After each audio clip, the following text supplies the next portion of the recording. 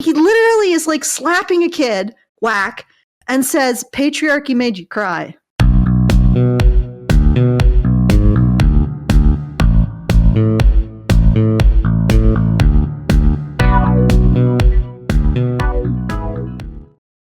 Guilt is good, but responsibility is better. This is written by Marwan Jamal, New York-based wellness writer. It happens every semester. Not long after midterm week, a young man comes to sit in my office. He comes to talk with me about the work he's doing in my Intro to Women's Studies course, or perhaps in my Men and Masculinities class. Almost inevitably, things soon get personal. He shares his feelings about what he's hearing in my lecture and from his classmates during discussions. He's been hearing about male privilege and the objectification and dehumanization of women in the past and in the present. And he's starting to feel guilty. Like virtually all those who teach gender studies, I go to great lengths to distinguish between the great crime of patriarchy, note great crime is capitalized, and the complicity of individual men. It's not surprising that some of them are left reeling. The more obtuse ones are snarlingly defensive, and the more sensitive ones are often strikingly overwhelmed by guilt. I think this guy takes pleasure in that too, in making these men upset, and if they react with anger, he basically dismisses it as toxic masculinity, and if they react with guilt, he has an opportunity to essentially gaslight them more so that they can become good servants of his ideology. They're not as smart as I am. I write about this stuff. I'm a teacher. If you don't understand what I'm saying, it can't be because I'm wrong. It's gotta be because you're dumb. So men are either dumb or they're useful. In nearly 20 years of college teaching, I've heard male guilt come up many different ways. Sometimes the student wants guidance as much as clarity. What can I do about this guilt that I'm feeling? And sometimes it's not a question at all, just a declaration. I'm angry because I feel like I'm supposed to feel guilty about being male. Maybe just listen to what they're saying instead of like, wow, these are strange reactions. This is the greatest irony of all. These young men in his course have paid for the privilege to be lectured to by this creature, this individual. They've paid for this. I knew I was going to get pissed. I knew when I read this. At this point, I often tell my students about John Bradshaw's famous distinction between guilt and shame.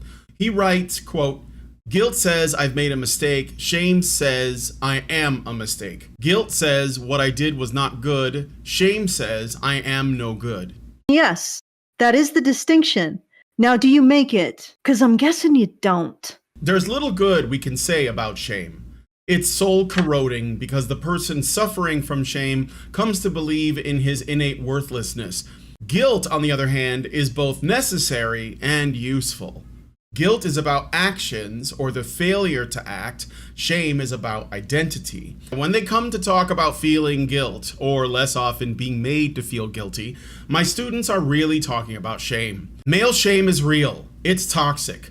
But it's not caused by taking a gender studies class or reading a feminist website. It's not caused by overbearing mothers or demanding girlfriends. For most of these students, and for so many other guys, the shame is rooted in the absence of loving male role models. Who did that? So a student takes his course, starts to feel guilty, and then he comes to him, and this guy tells him, oh no, it's not what I'm saying that's making you feel ashamed. It's the absence of a loving male role model in your life that's making you feel like, is this guy a narcissist? He is causing the harm and then saying, oh no, I'm not causing the harm.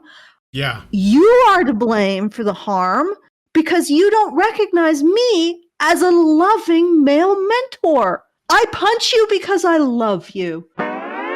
In a world where the discussion of emotion is gendered, grown men aren't supposed to cry or talk about feelings other than rage or lust. Feminist research found that men who embrace more traditional masculinity do feel more able to express their emotions with their friends and cry in front of other men. It's feminist men or men who are not traditionally masculine who have the problem with expressing their emotions. Do you really think somebody who's constantly being told who's a burden feels safe expressing their emotions? No, Boys grow up with little sense of what goes on inside other men. Reminded by pop culture, oh God, they feel ashamed of the ways in which they've fallen short of the manly ideal, and they come in time to feel even more ashamed about pursuing that straitjacketed ideal in the first place. First of all, he's intentionally exaggerating these toxically masculine traits so that he can more easily tear them down. Then they say coaches and peers teach that manhood is defined by athletic prowess, sexual conquest, and heaps of cash. Why do men pursue try to perfect their sexual prowess? It's to attract women, because it's what women want. Men are just responding to women. That's all it is. Holy crap, guys. This is a reprint. Oh my God.